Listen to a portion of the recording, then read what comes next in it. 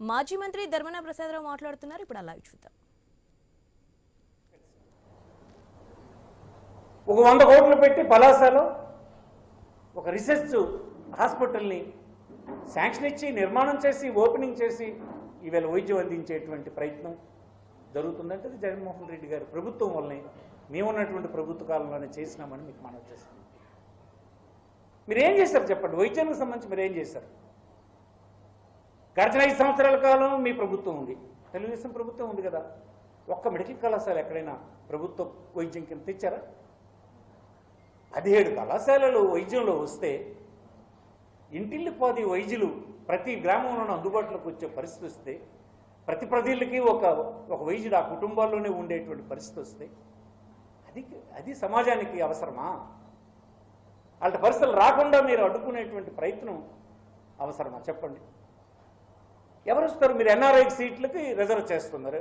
NRI సీట్లు ఎవరికి వెళ్తాయి? రేపు పొద్దున్న అమెరికాలో స్థిరపడి బాగున్నటువంటి వారు వచ్చి కొనుక్కొని ఇక్కడ చదువుకొని అమెరికా వెళ్ళిపోతారు. అదే మనం కోరుకున్నది.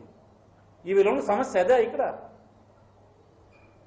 వైద్య విద్య చదివి బయటకు వచ్చినటువంటి కసి మీద ఉన్నాడు.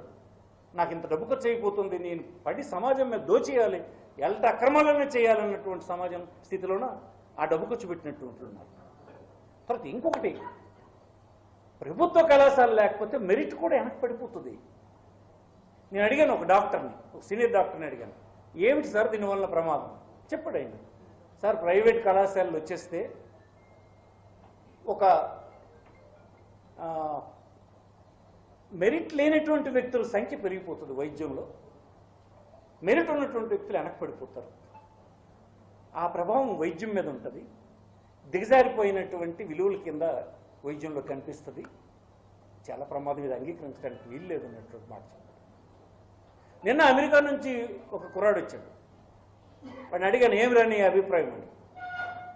వాడి ఇంట్లో దిగారు. వాడు 3 సంవత్సరాల తర్వాత ఊరు వచ్చాడు. వాడి క్లాస్మేట్స్ని అందరినీ పిలిచి కూర్చోబెట్టి మాట్లాడారట వాళ్ళు ఈ విషయం.